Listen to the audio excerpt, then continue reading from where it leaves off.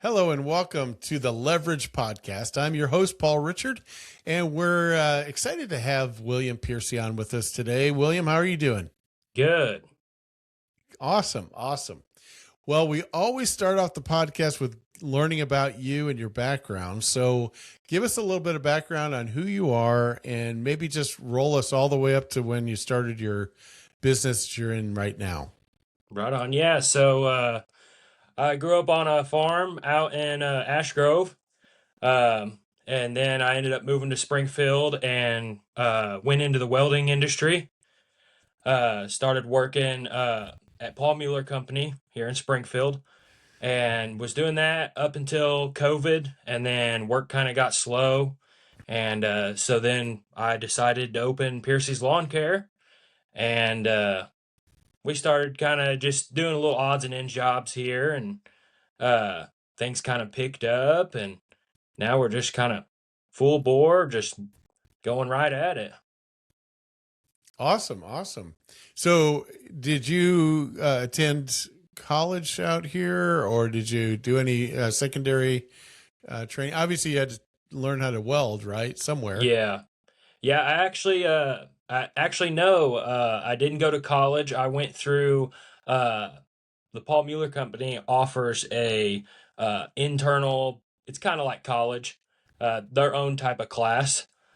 So I went through all their schooling and blueprint reading classes and all that types of stuff. And that's kind of where I learned my skill. Very good. Very good. Now, did you, like, growing up on the farm, were you like handy, technically, kind of engineering mind did it just come naturally to you? It kind of come natural to me. My grandfather on my mom's side actually had a custom furniture and cabinet shop, and I always took an interest in building stuff and always liked to have my hands in stuff. And I kind of done that for a little while, tinkered with some stuff, and then that's kind of what led me to Paul Mueller is I wanted to build stuff. I knew I didn't just want to be on an assembly line. I wanted to do something different every day. And, that's kind of what led me to that industry. I see. All right. So when you started out, what was it, 2021 or what year was it you started this? It was 2019, I think. Oh, 2019. Okay. So a little bit before COVID then. Yeah. Okay. Okay. And so what did you start doing? Were you doing some landscaping or just mowing or what We were started you out doing? just doing a little bit of mowing, uh, just mowing a few yards here and there.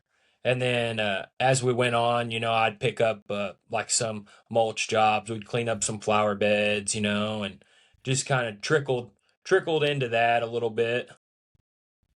Okay. So, initially, how did you get your clients for the lawn care service? Off of Facebook Marketplace. Did you really? Okay. I figured it was something simple like that you started out with. So what, do you have a limited service area? I imagine where do you try and keep your service area? Yeah, so primarily for like our maintenance stuff, like mowing and stuff like that, it's Springfield, Nixa, and Republic.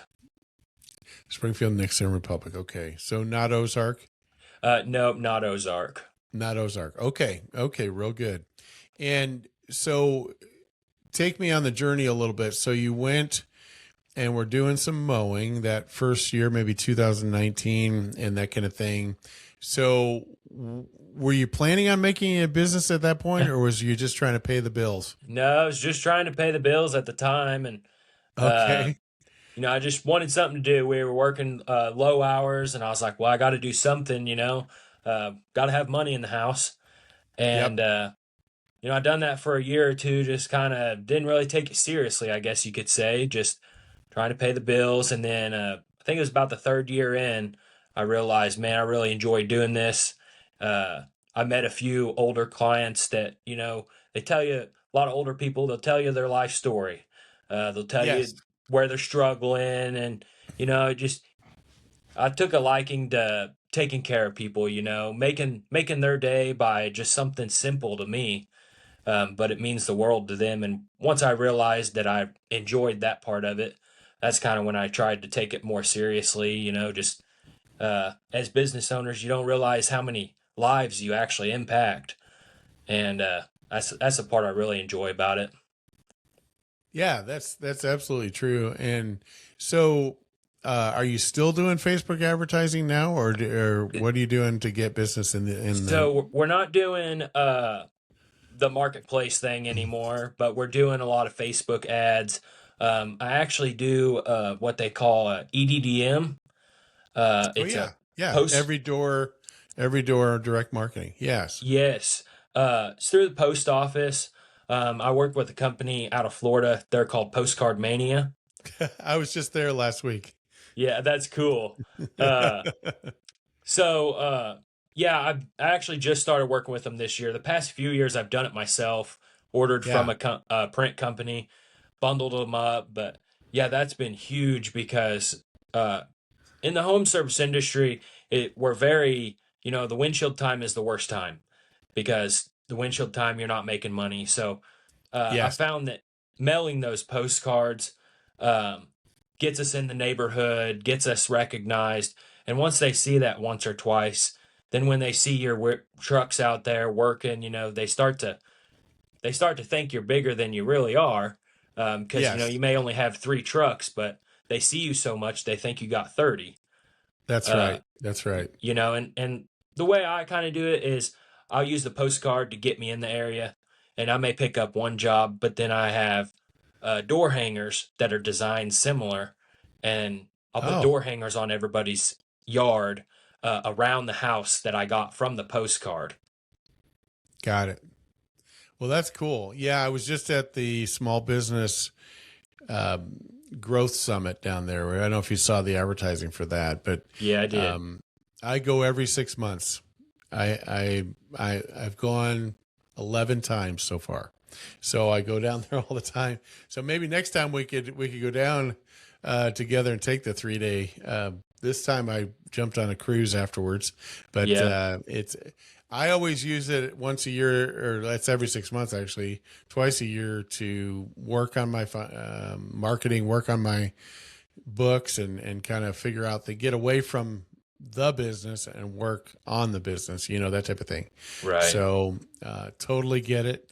That's great. I'm glad to hear it. Jordan doesn't happen to be your sales rep, is he? No, it's actually Kristen McGuff, I think. Kristen McGuff. Okay, okay. Yeah, there's about 50 reps, so I figured probably a small chance that you're same as mine. So Yeah. anyway, um, well, cool. So all right, so you were doing pretty much all the marketing initially in 2019, doing all the marketing yourself, and probably doing all the mowing and stuff yourself, right? Yes. Okay, so take me through your growth process now. Do you have multiple crews? What do you got going on now? So right now, last year was super big for us. I call it the takeoff year. We were Yeah. kind of small, and kind of took off last year. It was just this constant grind, and then this year, we're still running one crew, but it's we're doing half mowing and half landscaping. In Okay. the past, I've never really. I say I never done landscaping, but it was like just a job or two here and there. Yeah. Now I'm focusing really hard on trying to fill a half a week of landscaping because the goal is either by the end of this year or the beginning of next to have 2 crews. I'd like to get 2 guys trained up to take over the mowing, and then I would hire an additional third guy and start getting that landscaping truck going, and just continually building from there. Got it. So, do you have like one truck and one trailer right now? And what do you have, like 2 0 turns, or what do you got going on? Yeah, so I got 3 0 turns right now, and I've got just my regular utility trailer for mowing, and then I've also got a 14-foot dump trailer um, set up with a leaf vac system. for the fall, and Hmm. I use that primarily for my landscaping stuff. Very good. Very good. Have you got a commercial location, or are you still working from the homestead? Still working from home, but commercials spot is definitely on my radar. Very good. Very good. All right. And then, did you say you live? Do you live in Republic, or what area Yeah, do you live in? yes, You I live do. in Republic. Okay.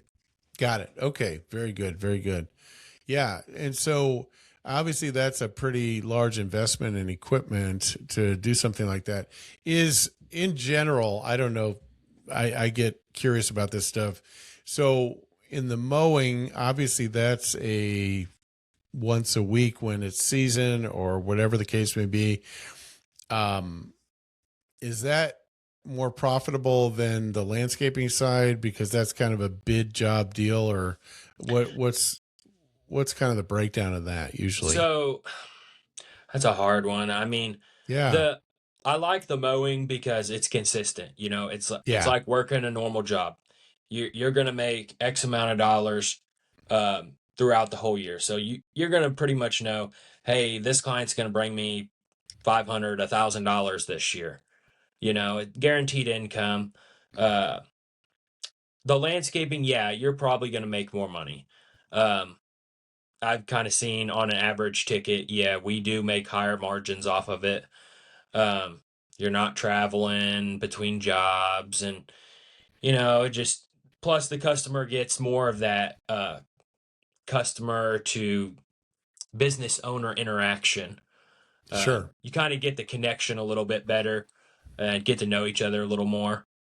Um, so yeah, I mean, landscaping does have a higher margins, but I definitely want to stay in the mowing business because mowing's kind of gets you in the door, and the landscaping kind of makes you money. Yes. Yes. Now, tell me about quality. So sometimes you see, you know, properties that have been mowed that look like basically a golf course. You know, you got the crisscross and you got the whole thing and it looks beautiful. And then you got some where they probably missed every other row, when they were Yeah. mowing and that kind of thing. But just to be extreme. But so how do you set yourself apart as far as quality and those kind of things? So quality is kind of a big one for me. So I'll tell you a little bit of a story. So 2 years ago, I got connected on Facebook just through a local group with a realtor, and I mowed her yard once. Uh, Mowed it. Well, there was a berm in the back, and behind it, the grass was real tall. It kind of looks like that's just the way it's always been, and so I didn't mow it. Got done, sent her a few pictures, said, I'll send you a bill. I appreciate the work. And we were 5 miles from her house. And she said, oh, I really need that spot behind that berm weed eated because the HOA's on me. Oh, I went, turned around, went back. I said, don't worry about it. I'll get it taken care of. And so went back, took care of it, and the next January I had messaged her. That was the only job we done for her.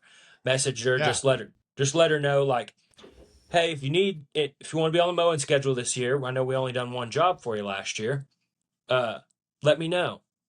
And just the quality of us going back and taking care of that little, what was a little thing to us, turned into a relationship with her that I still have. I mow two rental properties for her, and last year she connected me with her investor, and we mowed, I think, 6 properties year round for her. And she sent us a lot of work. So, quality's a big thing for me because I don't want to walk away from a property and it look like crap, because then not only does the current customer get bad quality, but everybody that's seen you there and everybody they know knows who's mowing that. So it's a bad reputation to start. Sure. Yep. Yep. And I have customers that their properties are full of weeds, and it's just I call it a mow and go client. We're just coming in, we're mowing it, and it's hard to say you do good quality on those types of properties because Yes. it's just weeds. But I also have other clients. One specifically, we mow a commercial site for him and his house, and he likes them real deep stripes, no tire tracks. Like he is very particular, and he is a great client of mine. And so we do that very, very high quality, but you kind of just gotta gauge your properties. Some properties are going to take a little more time, a little more quality to them, and others, they're just not going to be set up to lay those beautiful stripes in. So, okay, and then on the mowing side, do they ask you, or are you doing the process of weed killing and, um, fertilizing and all those things as well? No, I am not licensed for it. It doesn't, as of right now, it's not in the future for us. It's just not something that I want to get into because, if I had the time to go to college for it and really study it, I would absolutely do it. But I'm not the guy that's gonna just go apply for a license and start spraying stuff. I want to know that I'm spraying the right stuff. You're going to get the quality that you deserve. So I've got two connections with two other local businesses, small guys that do the weed control and fertilization. And I kind of just sometimes I'll sub them out, but mostly I just send my clients to them because Sure. I know what I'm good at and I just like to stay in those fields, and I'd rather send work to somebody else. Sure, sure. That makes perfect sense. I'm guessing that people do ask you for referrals for sprinkler systems and fencing and all the stuff related to their yard, that type thing. And I totally get that. And you know, people that I didn't know if you knew this or not, but I'm also a licensed realtor. And so I get questions about those kinds of things as well. And I didn't really know a lawn service company till you as far as in your area. So that's good. I've got a referral source, for that service now, which I didn't have before.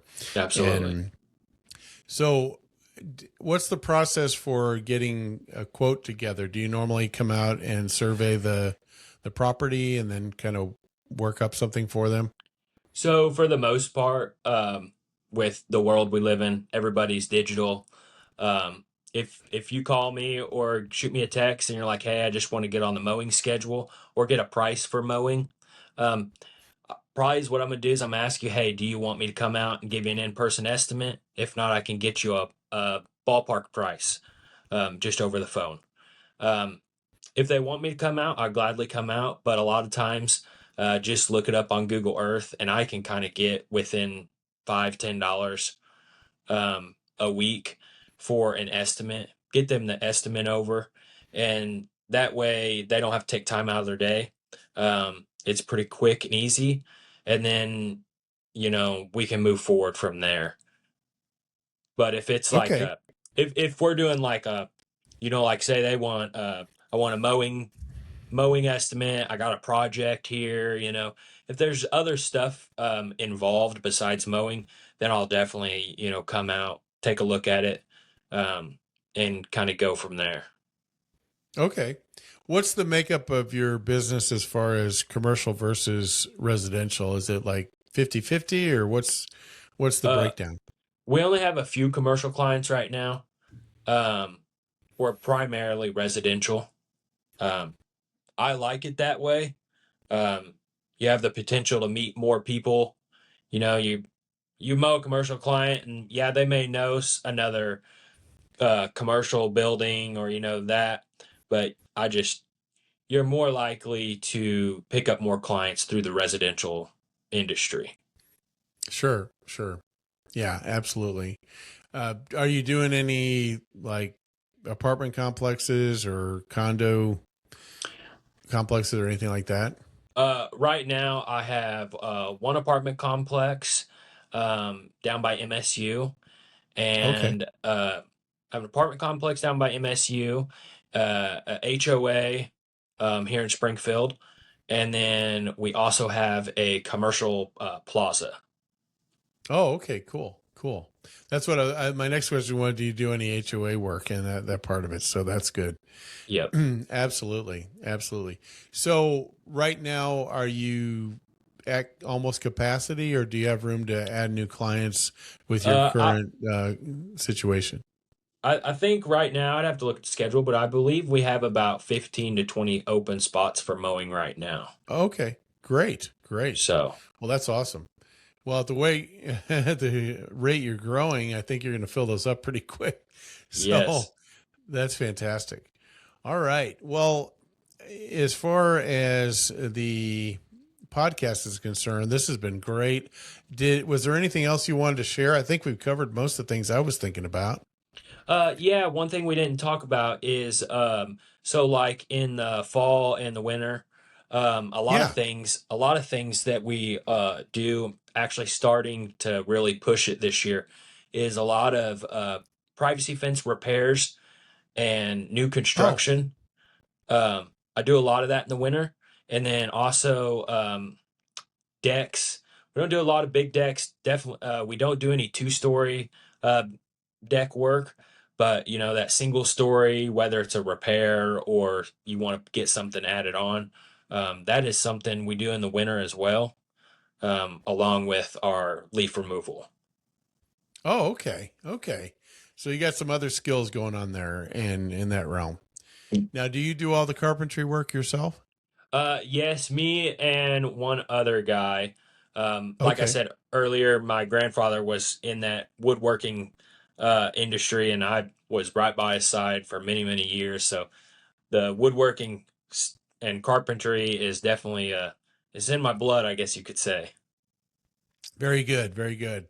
Yeah, my background's electrical design and everything, and my dream in that originally was to be a lighting engineer, electrical engineer, and I didn't pursue that fully. I ended up getting so many consulting jobs and working on so many major 20 million and plus projects across the country. I didn't have time to go back and get the degree to do it. So, Yep. and and actually, when I consulted with the engineers that I knew in the industry, they said, Paul, you're making more money than we do already. So why would you bother doing that? So That's funny.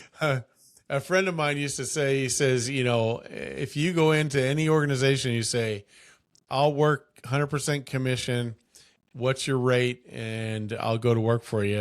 Anybody would hire you, so that's kind of what I was doing. I mean, I was obviously doing engineering on this as well, but it was a sales engineering job, if you will. So fantastic. Well, I tell you, William, this has been hugely educational. Thank you so much for filling the time here and being with us and being a guest.